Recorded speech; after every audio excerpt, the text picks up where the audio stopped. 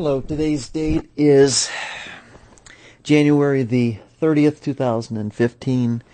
It's about 3:14 a.m. in the morning.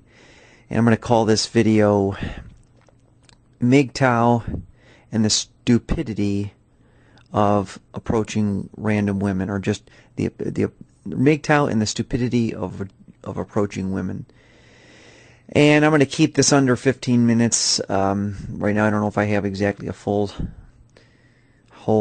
more than 20 minutes. I'm going to have to find out. But I just thinking about this today, about, how when I go out shopping and go places, how there's always this idea in my head that what I need to be doing is, trying to bust the ice with just, random women I might see maybe shopping by themselves or something. And I just thought about something I'd seen on YouTube. Several years ago I had seen a DeAngelo speech where he was talking, and he says that he's getting into the whole psychology of like randomly approaching women and how, it's all hardwired to be afraid of it. And he said something to the effect that if I could charge $50,000 to go to one of my seminars for this, to get people to be unafraid to approach random women, I could easily charge $50,000 to each participant. Now, personally, I have no problem believing that, because I think that there's a lot of truth to that. But I've said it before in previous videos that I've put up and, of course, taken down, that when a woman likes you, she pretty much calls the shots. She invites you into her space.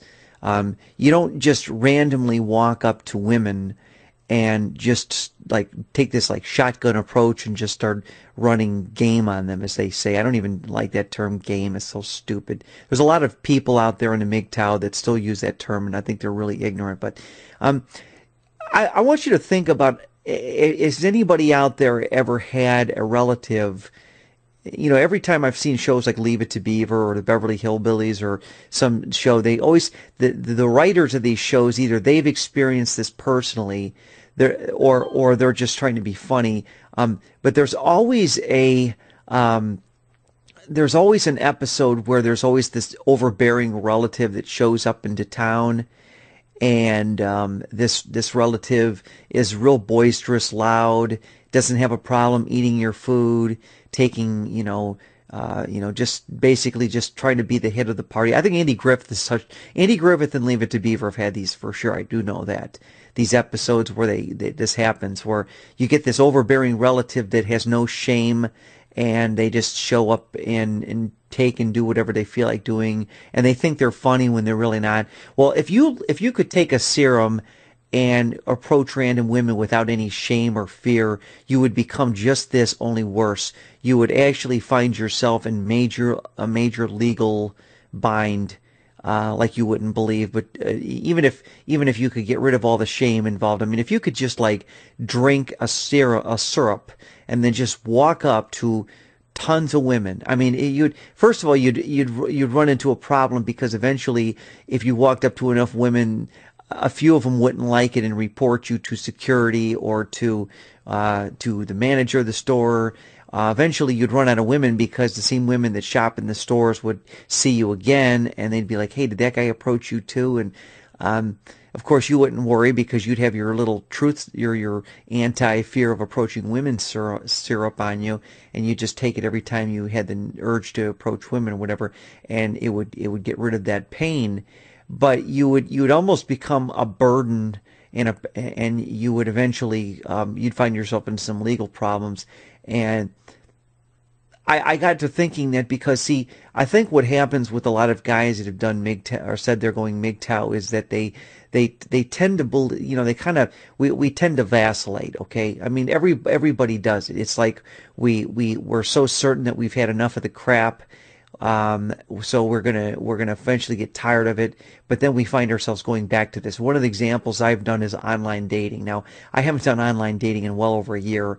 I think I'm at the point of no return with it, but for several years I was of the same opinion that, yeah, women get more responses than men, so you stop doing it for a year or 6 months, then you go back and have a 3-month stint where you kill like 3 hours a day just emailing shotgunning, approaching random women online, and then eventually you get tired of it, and then you do it again, and then you stop. And I kind of thought about the same thing about approaching women, is that you're there's this part of me that's believing that, hey, maybe you need to just approach. And then I thought how stupid this is, because like I've stated in previous times, that every time I've ever had a situation where women find me exceptionally attractive, there's really no effort that goes involved in it. It's pretty much you talk to them, they invite themselves into your space, and it's up to you pretty much to just say, hey, let's do something. And I'm in a situation kind of like that now. I haven't had a woman interested in me in years, 5 years at least. But I did run into this one woman at an event I went to, and I've seen her a couple times since then. And she's in her 50s, and she's like 10 years older than me. I'm 44, she's like 54, and she has shown exceptional interest in me. But it's one of those things where it's like a kind of like it's a freakish thing that doesn't happen very often. I mean, if you're a fairly decent looking guy and you're in your 20s or early 30s, you probably get your share of options that you may like them, you may not like them, but it's always the same thing. And for any guys out there who's had, I'm not looking to talk to direct this video toward guys that are 40-year-old virgins, and I'm not trying to be disparaging here, but for guys that have been in a few relationships where they know the pattern is generally when the woman likes you, she is kind of the one that really invites you into her space. Whether she's in a grocery store. I've never had that. A grocery store thing is a bunch of crap. But like, let's say you're at an event where you're in around a bunch of women. Generally speaking, if they like you, there is a certain pattern of them getting into your zone and not wanting to leave your zone. You talk to them, and pretty much it's a done deal. It's if you're in a one night stand, you probably can get that too, or if you want to get her phone number. But that had me thinking today. I was just thinking about the idea of if you're at the gym, the same thing. I think the gym is even worse place to randomly approach women for several reasons. Number one is, if you do ask a girl out and she says no, it's like being in prison. There's no really place to go. I mean, you can, unlike prison, I guess you could quit the gym, but once you cross that path, there's no returning. You can't undo it. So let's say there's a girl at the gym who has talked to you a few times, but you're not sure if she's interested. So you say, hey, let's go out and hang out sometime. And she says, well, I got a boyfriend, or let's say she's just not interested. And you really can't undo that. And you've crossed and then of course they can tell their friends, hey, this guy asked me out, and then you feel awkward, and then they feel awkward, and you feel awkward that they feel awkward, and the situation is very uncomfortable. I really don't recommend.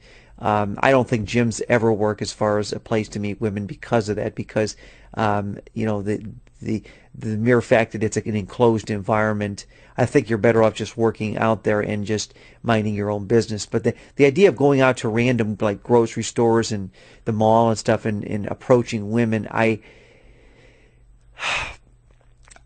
like to know how these PUAs ever came up with this stupid idea of approaching women. What I gather the reason why they came up with this name, approaching women, is because they realized that the truth of the matter was that the reality was that women are usually the ones that initiate this. And all a man has to do is just kind of follow through with it. So because the PUAs are such slime balls that they are, they had to come up with this excuse as to why you can't meet women. Well, you're just a coward. You can't approach them.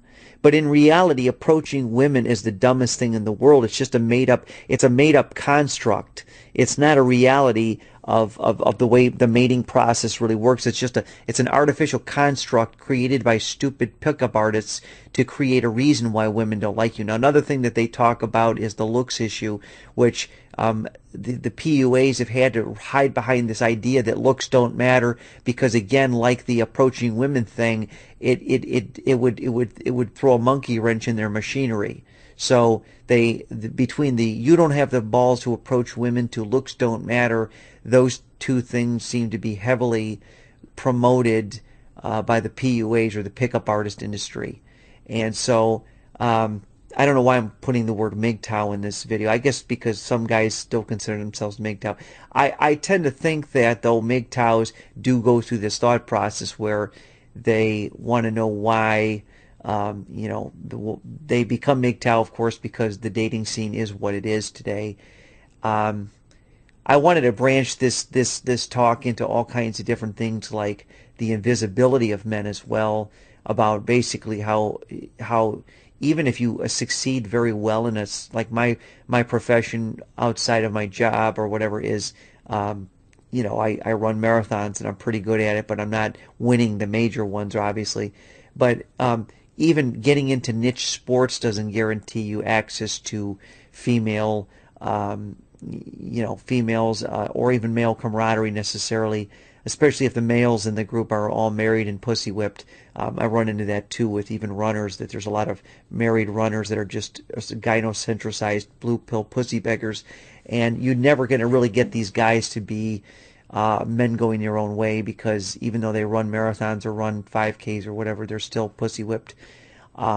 So, there's an invisibility involved in, there's a guy named Lore Master that's on here, and I really like his videos. He's a lot younger than I am. He's like 25. I'm a lot older than him. But, for a guy his age, I got to give, he's got a lot of good perceptions of the world. He says he's a bouncer, which I don't understand why. He's not a bad-looking guy. He doesn't look like he'd have a problem bagging a few girls or his phone numbers or getting even a long-term relationship for that matter. But I'm not him, so I don't live in his shoes. But I just am kind of randomly. I'm just kind of tired. I got to get to bed and get up soon. But just thought I would just throw this thing out there. So don't ever feel like you're approaching women as something you're not doing, or because it's got nothing to do with the reality of the situation as to why you're not getting dates or phone numbers. And if you're an average guy, you're probably just like me. You're invisible. You're not really seen as attractive, or nobody really gives a crap. And I think I speak for a lot of men out there. I really do. And that's why I'm not ashamed to show my face out there or tell my name, because I think it's better to be open about this subject. Okay, I'm out of here. January 30th, 2015.